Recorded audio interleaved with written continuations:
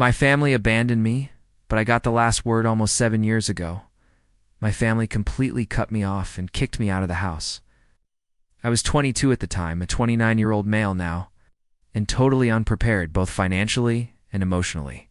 This all happened because my sister, Hannah 37F, blamed me for her divorce, claiming I ruined her life. Hannah and I, due to our significant age gap, were never close. She married Pete 39M when she was 27. They'd been together 3 years, and were married for 3. Their divorce happened because Hannah suspected Pete of cheating with one of my friends.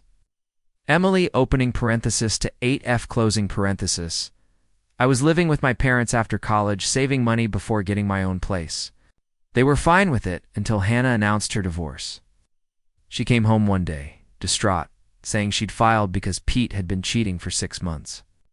Then, she threw me under the bus, claiming I introduced Emily to him. Emily was trying to gain weight, and Pete, a licensed dietitian, offered to help. Turns out, Emily was the woman Pete was supposedly cheating with. I was shocked. Emily and I weren't super close, but I thought she was a good person who wouldn't get involved with a married man. Plus, Pete didn't seem like the cheating type. He adored Hannah and always spoke highly of her. I had serious doubts, but my parents immediately took Hannah's side. No questions asked, even though she had no proof. I don't blame them entirely. They'd always side with their daughter over a son-in-law. What I couldn't understand was why they so quickly kicked me out just because Hannah said so. She threw a tantrum and convinced them I was to blame for her. Ruined marriage, and they agreed. I was devastated and tried to reason with my parents, but they wouldn't listen. They warned me to leave within a day or they'd kick me out. In just 24 hours, I lost my family and my home. I cried on the pavement for an hour with all my belongings before going to a friend's house. I tried calling my parents for 2 days, but they'd blocked my number. My mother even threatened to call the police when I tried to visit. They were convinced I was at fault. Looking back, I probably shouldn't have been surprised. Hannah was always the favorite. My parents never intended to have a second child, so I was constantly overlooked. I didn't care much growing up, but I never imagined it would lead to something this drastic. For weeks, I was on my own. Hannah and my parents had cut me off, and Pete had blocked me too, which made no sense. I couldn't find him since he and Hannah had moved out of their shared home. With no one else to turn to, I contacted Emily. We weren't close. I needed answers. When I met Emily, she flat out denied Hannah's claims. She said she'd only met Pete a few times, professionally, and there was nothing going on. She even told me she'd been in a stable relationship for years and was planning to get married, showing me photos. What Emily said was far more believable than Hannah's story. I had no solid proof, but I knew Hannah was lying about the divorce's real reason. Without proof, I couldn't go back to my family, and at the time, I desperately wanted to. With time, I moved on. I found an apartment and focused on my job to cope and pay the bills. It hurt, but I knew I had to keep going, with or without my family's support. Years passed, and I'm doing much better now. I moved into a larger apartment and, about a week ago, proposed to my girlfriend of 2 years, Liza 30F. Our engagement post on social media changed everything. Liza usually only posts on Instagram, but she shared our engagement photo on Facebook, where she has a larger audience. It was a public post, and my ex-brother-in-law Pete saw it. He knew. Liza from a conference years ago, she's a doctor, and they'd connected on Facebook, which is how he found me. It truly is a small world, and for the first time, I was glad it was. A few days after our post, Pete contacted me, not through social media, but with an anonymous email. He later explained he did it that way to avoid feeling awkward. It had been years since his divorce, and he didn't want to seem like a bitter loser. Plus, he was the one who blocked me initially, so he felt guilty reaching out about something so old. The email contained the full story and documentation of what happened 7 years ago. I couldn't believe what I read. Hannah was the one cheating. On Pete, not the other way around. Not only that, she was cheating with one of my friends, just as she'd accused him of. My friend, Frank, 28 meters, worked at a grocery store near Hannah's house. I never would have connected them. They must have kept it well hidden, but not well enough for Pete. When confronted, Hannah blamed me, saying I introduced her to Frank and told her he needed help with his singing career. She's a great singer. She said they fell in love before. They knew it. She even claimed I was involved and helped them keep it a secret. This was all a complete fabrication. I had no idea about Hannah and Frank.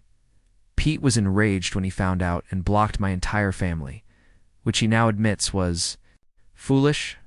He told me all this in person. Email was meant to be impersonal, so it couldn't be traced back to him. But I figured it out. He'd included copies of emails between Hannah and Frank, discussing how easy it was to duke Pete. They were filled with declarations of love and plans for their next meetings. Hannah couldn't deny any of it. She'd signed off with her middle name, which few people knew, add her dead to rights. After scrolling through Liza's Facebook friends, I suspected Pete sent the email. My gut told me it had to do with social media. When I found Pete on her friend list, I contacted him. We met a few days ago, and he told me he learned what Hannah told her family from Emily, who he'd met years before. I'd told Emily to keep my side of the story secret, and I cursed myself, realizing if I hadn't, she would have told Pete, and I could have proven my innocence much earlier. Anyway, Emily and Pete ran into each other years ago, and she eventually asked him about their divorce. They talked, and he learned what Hannah had told us. He said he wanted to talk to me about it and tell me the truth, but felt too awkward. I swear, if Pete hadn't been so easily embarrassed, my life would have been much easier. I forgave him, though, because I needed his cooperation to completely expose my sister. I knew he'd agree. Hannah had clearly lied to our parents for financial support. During her divorce, and threw me under the bus for good measure, knowing that one conversation with Emily would reveal the truth. I couldn't believe someone, especially family, could be so selfish. I'm sure Hannah never corrected the record, and my parents just accepted her lies. She knew if the truth about her cheating came out, she'd be in serious trouble, and she couldn't risk it. Too bad. The truth was out, and I was going to use it to ruin her life, just as she ruined mine all those years ago. I hadn't seen my family in 7 years, so I wasn't sure if they still lived in the same house. They hadn't moved. I checked with an old neighbor. I was relieved to find Hannah still living with them too, which didn't surprise me. She's always been lazy and avoids doing anything herself if she can get our parents to do it. 2 days ago, Pete and I showed up unannounced. My mother answered the door. I barely gave her time to react before walking in. My father and Hannah were in the living room. We were back together, a happy family, but only for a short time. Their faces soured instantly.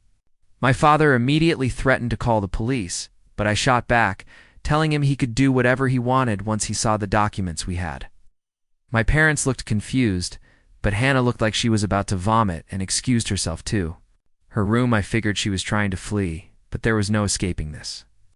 Pete then showed my parents the divorce papers and screenshots of Hannah and Frank's correspondence while I explained the true story. Pete also told my parents that Hannah had to give up our family heirloom, my grandmother's diamond ring, in the settlement. She had to sell it because she couldn't afford to pay him what she owed him. She's a high school teacher, by the way. My parents were already horrified, and this was just the icing on the cake. We watched the drama unfold as my father demanded an explanation from Hannah. Despite all the evidence, she continued to lie and cover up the truth. So, my father kicked her out. He packed her belongings, handed her the bags, and then told all of us to leave. I didn't need to be told twice, and left with Pete as my sister. Cried and pleaded with my parents to let her back in, just like I had all those years ago. This was excellent karma, and I couldn't be happier. It's been a few days. My sister showed up at my house a few hours ago, demanding I immediately make amends with my parents. I have no idea how she found me, but I told her I owed her nothing. She ruined my life once, so I returned the favor, or even now. She had no pride left. The moment I said that, she burst into tears, calling me a monster. I ignored her drama, closed the door, and put on my headphones while Liza worked in her study. Hannah eventually left, but not before scrawling a message on my door with a marker, reminding me I was a vengeful monster. Honestly, I see nothing wrong with what I did, and have no regrets. Hannah seems to think I'm the villain here. Just did to her what she did to me years ago, only I told the truth, while she only lied and threw me under the bus. So, what do you all think? Am I the a-hole for ruining my sister's life and getting her kicked out 7 years after she accused me of causing her divorce? Update 1: Hannah is still bothering me, even though she was kicked out a week ago. To threaten to call the police after she called me for the 14th time today before she stopped. I'm not sure how she got my number and address, but that's not my focus right now. Hannah is trying to get sympathy from me, apparently claiming a school teacher's salary isn't enough for her to support herself. I don't buy it. She's just furious. That she has to find a home and pay her own rent, utilities, and groceries now that our parents have booted her. No, I don't feel bad for her. I've blocked her number multiple times, but I think she's having her friends add me to conference calls. So it's pointless. My parents are just as bad, if not worse, than Hannah. They found me on Facebook, saw my engagement post, and now want to be part of my life again, even wishing to attend my wedding. They haven't apologized, but for some reason, they expect me to just invite them to what's supposed to be a very special day for me. I don't know where these people get the nerve, but I'm not responding to any of it. Liza and I have had a blast. Reading their texts because there's no way they're serious, right? It's all just very sad for them right now. Update to Hannah showed up at my house again after I threatened to report her for harassment yesterday. I was about to leave for work, but she stopped me by flinging herself across the hood of my car and refusing to move until I spoke with her. It was so frustrating that I ended up calling the police this time. They carried her away while she yelled and cried, trying to paint me as the bad guy, but no one bought her sad girl act. It took some time to file charges against her, but once I did, I left for work. I didn't want this minor incident to spoil my day. I was confident my parents would bail her out since she was their favorite. I was proven correct. After getting her out, my parents texted me a lengthy message about how I was being far too harsh on them for an honest mistake they made almost 10 years ago. It was comical. Nothing about what my sister and dad subjected me to was either honest or a mistake. They knew exactly what they were doing and were fully aware of how nasty they were. Despite the fact that I had nowhere else to go, they still sent me out on the street.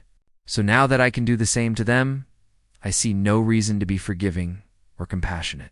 I texted my parents back, telling them they lost the right to tell me what I could and couldn't do years ago, so they should stop fooling themselves. I haven't blocked them yet because I haven't had time to check my messages, but I will shortly. Hopefully, I'll be free of this entire family for good. Update 3. Just got home from work and checked my social media only to discover that my folks had sent me yet another lengthy message. Liza and I went through it together, and I swear it was the funniest thing I had ever read. I suppose the poor people are unaware that nothing they say or do today will cause me any harm. I'm just giggling at how delusional and sad they are. Apparently they still consider us to be family, and they have taken Hannah back in. Decided that both of their children need a second chance, as if I've ever done anything wrong. So while they have welcomed my sister back in, they also expect me and Liza to come to their house shortly for dinner, so that we may settle our disagreements civilly before the wedding. It was bold of them to think that I would want them at my wedding in the first place. We got a good laugh at their dumb message. After that, I wrote back indicating I had no interest in anything they had asked us to do. I was content living away from them, as I had for the previous 7 years. They had shown me that I was better off without them, and I would be eternally grateful for that. I didn't need them anymore, and I didn't want their supposed forgiveness. They may continue to play happy family with my sister as they had done so far. With that last text, I blocked them for good since I no longer wanted the chuckles. I was done, and I was leaving. I'm sure they'll try to contact me in some way soon, but unfortunately for them, I'm done with it. Liza is the only family I need for now, and I'm content with just her. Unfortunately, my dad and sister have never been able to think beyond themselves, and I doubt they ever will. So the next time they contact me, they will speak with my lawyer, and that is a commitment. Thank you for watching. If you haven't subscribed yet, please do so and hit the notification bell to stay updated with more shocking real-life stories happening around you.